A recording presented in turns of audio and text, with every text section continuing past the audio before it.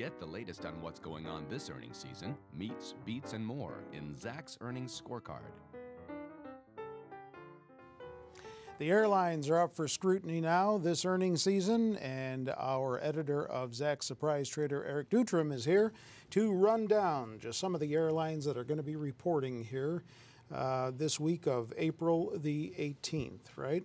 So the first one is Hawaiian Air. That's right. Hawaiian Airlines, one of the top performers in the airline industry as of late, had a great report last quarter, and the stock really surged a bit. It was actually in the Surprise Trader, but right now, not going to be in the Surprise Trader because it's a Zach's ranked number 4 stock. Yes, we've seen a decent move higher in the earnings ESP, but if we look to the recent chart here, we can see basically a gigantic move over the last 6 months or so. Shares have gone from $22 up to almost $44, $45 in basically a 6-month time frame. Yes, the earnings have really kept up, as we can see with the consensus chart right here, and it does have a pretty good history of beating at earnings season. But, this is kind of a stock that's really priced for perfection right now. So it's really going to need to meet a lot of high expectations going into this number later in the week.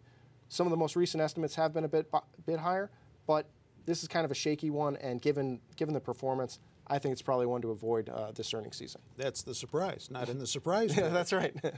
American Airlines, AAL, the ticker. That's right. American Airlines reports on Friday. This company, it's a little bit of a mixed bag here. It also is a Zach's ranked number 4 stock. Some of the estimates here have been sharply going down over the last couple months. If we look to some of the recent figures, we can see that analysts aren't even really in agreement about what's going to happen with American Airlines here. We've seen 4 estimates go higher in the last 7 days for the current quarter, but 2 go lower in the last 7 days. Similar trend for the current year, 3 higher and 3 lower, but the magnitude has definitely been a lot lower. We can see this in the current year mostly, but the current quarter has been a bit more mixed. We started at $1.17 in earnings, back up to $1.18, but we were at $1.11 just a week ago. So, analysts are sort of going back and forth about this stock. It is a Zach's ranked number 4, so, nothing really to get excited about here, and no positive earnings ESP either. Okay, and Friday is April the 22nd for those following on the calendar. Then we have United, UAL. United is also, it's reporting on Wednesday. It's a Zach's ranked number 3 stock, so a little bit better outlook for this one. We're looking for $1.17 in earnings. Granted, United did see a miss in the last quarter, and it doesn't have that great consensus chart that we were seeing with Hawaiian. We can see a lot more mixed bag here. We saw a nice surge in 2015, but the 2016 number was a bit less favorable. We've seen a kind of a trend lower here like that. The earnings ESP here is less than 1, so it is at least positive. So United could have a beat on Wednesday when they report, but given some of the recent metrics here, it doesn't look like it's going to be anything that spectacular. Okay, so far these aren't necessarily all high flyers there. That's right. A lot of turbulence for these stocks, but the industry rank actually is in the top 25%. So there are some gems here. It's just a lot of these big caps have really been priced for perfection. And, we've seen some nice moves higher. A lot of investors think, hey, fuel prices are really low. Let's buy the airline stocks. It's been a good trend for a while, but can it continue? That's really been the question. Yeah, tell me about Southwest Air. So Southwest is a personal holding of mine. I've had it for a long time, and it's been a very solid stock for investors. We've seen that they do a great job of managing expectations. As we can see, their last miss was in 2013 right here. Since then, it's been on an absolute tear, going from the single digits basically to almost $50 a share. So a great longer-term performance here. Now the consensus isn't as great as what we saw with Hawaiian, but still a nice one as of late. We've seen this; it sort of flattened out here in 2015, but a 2016 move higher. The most recent estimates haven't been anything great. No real earnings ESP on this one either. We're looking for 84 cents a share for this number 3 ranked stock.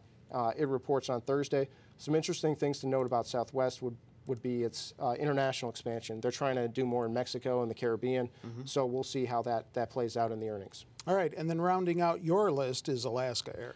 Yeah, Alaska's been in the news very recently. They just moved to acquire Virgin, and that's really going to help the company expand into San Francisco, Los Angeles, and over on the East Coast as well, could make Alaska more of a national airline as opposed to somewhat more of a regional airline with their focus on Alaska, obviously, yeah, right. And their big hub in Seattle. That's actually a key area for Alaska Airlines. Okay. Their earnings ESP is a bit lower going into the number, so that's not great. But we have seen a decent move higher in the consensus lately, much like a lot of the other airlines that we've talked about. We can see a nice move higher in the share price lately.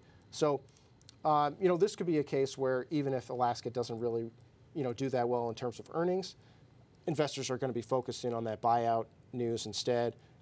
Some people feel like Alaska paid a little bit much for Virgin, but like I was saying earlier, it's going to get them into some key markets like San Francisco and over on the East Coast as well. So it could have a longer-term benefit for the company, and it really could help a lot of airlines. And by reducing competition, could allow them to have a bit more pricing power. So we'll have to see what they say once they report on Thursday.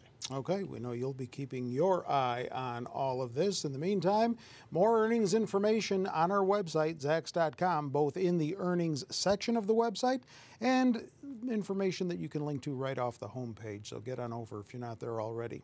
With Eric, I'm Terry Ruffalo.